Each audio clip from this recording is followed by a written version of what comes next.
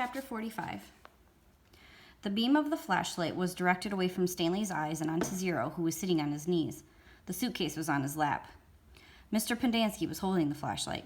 Mr. Sir stood next to him with his gun drawn and pointed in the same direction. Mr. Sir was barefoot and bare-chested, wearing only his pajama bottoms.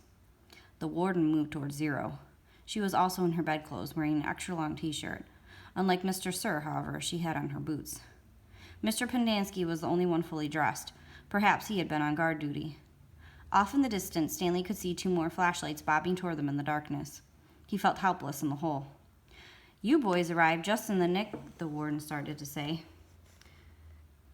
Then she stopped talking and she stopped walking.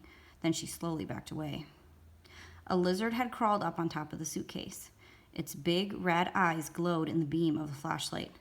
Its mouth was open, and Stanley could see its white tongue moving in and out between its black teeth.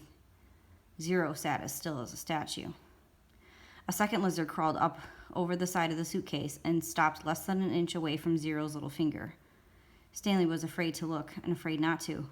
He wondered if he should try to scramble out of the hole before the lizards turned on him, but he didn't want to cause any commotion.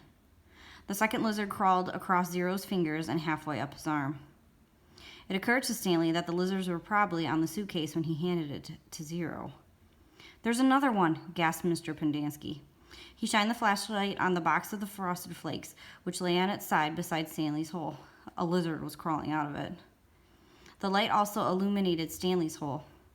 He glanced downward and had to force himself to suppress a scream. He was standing in a lizard nest. He felt the scream explode inside him. He could see 6 lizards.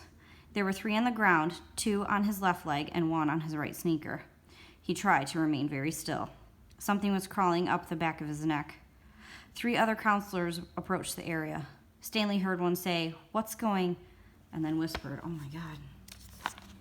"What do we do?" asked Mr. Pendanski. "We wait," said the warden. "It won't be very long." "At least we'll have a body to give that woman," said Mr. Pendanski. "She's going to ask a lot of questions," said Mr. Sir, "and this time she'll have the AG with her." "Let her ask questions," said the warden. "Just so long as I have the suitcase, I don't care what happens. Do you know how long—" Her voice trailed off and then started up again. "When I was little, I'd watch my parents dig holes every weekend and holiday. When I got bigger, I had to dig too, even on Christmas." Stanley felt tiny claws dig into the side of his face as the lizard pulled itself off his neck and up past his chin. "It won't be long now," the warden said. Stanley could hear his heartbeat. Each beat told him he was still alive, at least for one more second.